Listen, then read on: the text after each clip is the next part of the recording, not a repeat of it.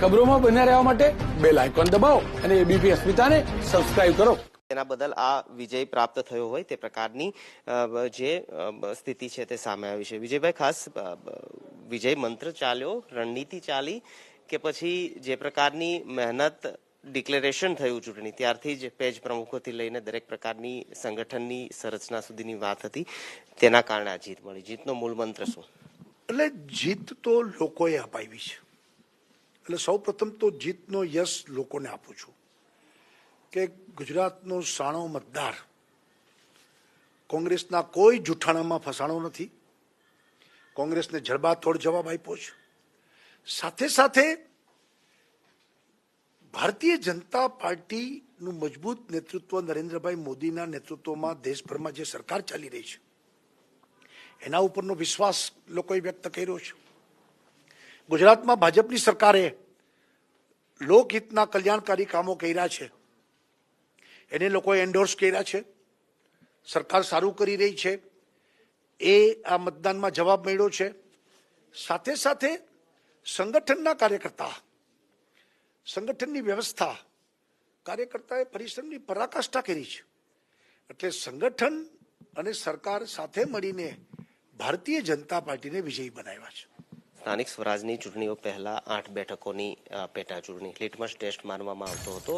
સ્થાનિક સ્વરાજની ચૂંટણી બુસ્ટઅપ મળશે આના કારણે? સ્થાનિક સ્વરાજની ચૂંટણી જ્યારે પણ યોજાય, હું એમ માનું છું કે આ એક સ્પષ્ટ ટ્રેલર છે. લહેર નક્કી થઈ ગઈ. તમે જો 8 જગ્યા ગુજરાતની અલગ અલગ હતી.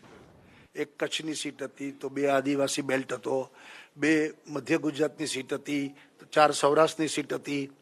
અલગ અલગ સમાજ પ્રભાવિત સીટો હતી, મુસ્લિમ પ્રભાવિત સીટો પણ હતી, કોળી પ્રભાવિત સીટો પણ હતી, પાટીદાર પ્રભાવિત સીટો પણ હતી, ક્ષત્રિય પ્રભાવિત હતી, આદિવાસી પ્રભાવિત સીટો હતી. બધામાં ભારે વિજય મળ્યો છે. એનો અર્થ છે ગુજરાતનો દરેક વિસ્તાર, દરેક સમાજ અને રૂરલ અને શહેરી બધા મતદારોએ ભાજપને ભવ્ય વિજય અપાવ્યો છે. એનો અર્થ એ છે કે આખા ગુજરાતમાં આ લહેર છે. 5 ઉમેદવારોને આપે પૂર્વ કોંગ્રેસી જે હતા તેમને ટિકિટ આપી હતી. પક્ષ પલટુનો મુદ્દો પણ મહત્વનો રહ્યો. શું પક્ષે પણ આ નેતાઓને સ્વીકાર્યા અને ત્યાંની જનતાએ પણ આના પરથી લાગે છે કે સ્વીકાર્યા અને તેના બદલ જ આ જીત? ચોક્કસ. કોંગ્રેસના ધારાસભ્યો પંજાને ફેંકીને રાજીનામું આવીને આવ્યા હતા. કમળ ઝાલીને ચૂંટણીના પ્રચાર માંગ્યા હતા. પ્રજાએ કમળને ભરી ભરીને મત આપ્યા. એનો અર્થ જ એ થાય છે કે લોકોએ કોંગ્રેસના આ અપપ્રચારને ગણકાર્યો નથી અને રાષ્ટ્રના હિતમાં, ગુજરાતના હિતમાં ભારતીય જનતા પાર્ટીને કમળને ધ્યાનમાં રાખીને લોકોએ મત આપ્યા. એ જ દેખાડે છે કે કોંગ્રેસની પ્રચાર એ જૂઠો પ્રચાર હતો, અપપ્રચાર હતો. છેલ્લો પ્રશ્ન. 8 ઉમેદવારો હવે ધારાસભ્ય બની વિધાનસભા સુધી પહોંચી ગયા, પણ વિધાનસભા પાસે જ આવેલ સ્વર્ણિમ 2 કે સ્વર્ણિમ 1, આ 8 માંથી કોઈને ત્યાં જગ્યા મળે એવી શક્યતા ખરી? અત્યારે કોઈ પ્રધાનમંડળને વિસ્તરણ કે ફેરફારની વાત નથી, એટલે સવાલ અસ્થાને છે.